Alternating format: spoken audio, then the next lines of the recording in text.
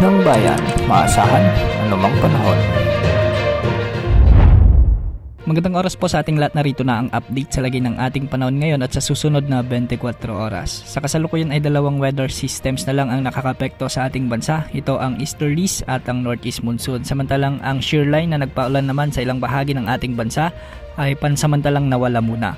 Dahil nga sa easterlies o ang mainit na hangin mula sa karagatang Pasipiko, asahan ang maulap na kalangitan na may mga kalat-kalat na pagulan na may kasamang thunderstorms sa buong Palawan. Kaya inaasahan din ang posibilidad ng mga biglang pagbaha at pagguho ng lupa, lalo na kung may mga katamtaman at minsan ay malalakas na pagulan.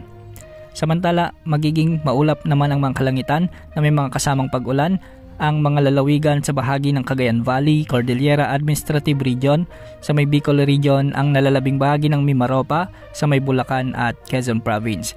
Dulot naman ito ng umiiral na amihan o northeast monsoon. Ang mga lugar na ito ay posibleng makaranas ng mga biglang pagbaha at pagguho ng lupa, lalo na kung may mga katamtaman at malalakas na pag-ulan. Dahil pa rin sa amihan o northeast monsoon ay magiging bagyang maulap hanggang sa maulap naman ang papawirin na may mga kasamang kalat-kalat na mahihinang pag-ulan sa buong Metro Manila, sa may Northern Samar, Eastern Samar at nalalabing bahagi ng Luzon. At sa nalalabing bahagi naman ng ating bansa ay easterlies ang siyang nakakaapekto, kaya magiging maalinsangan ang panahon, ngunit pagsapit naman ng hapon at gabi ay posible ang mga bahagyang maulap hanggang sa maulap na kalangitan na may mga kasamang kalat-kalat na pagulan at pagkidlat, pagkulog.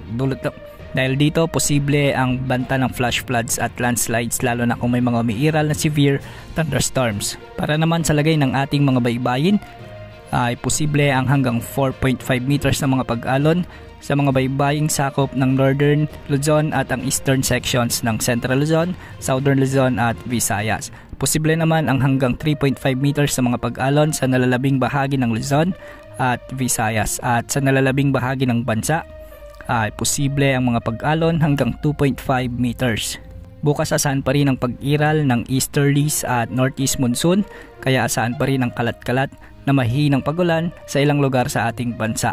Sa ngayon, wala rin tayong namomonitor na anumang LPA o bagyo na nagbabandang pumasok sa ating Philippine Area of Responsibility sa susunod na 3 hanggang 5 araw. Yan ang update sa lagay ng panahon. Ito po ang weather update ng bayan, maasahan anumang panahon.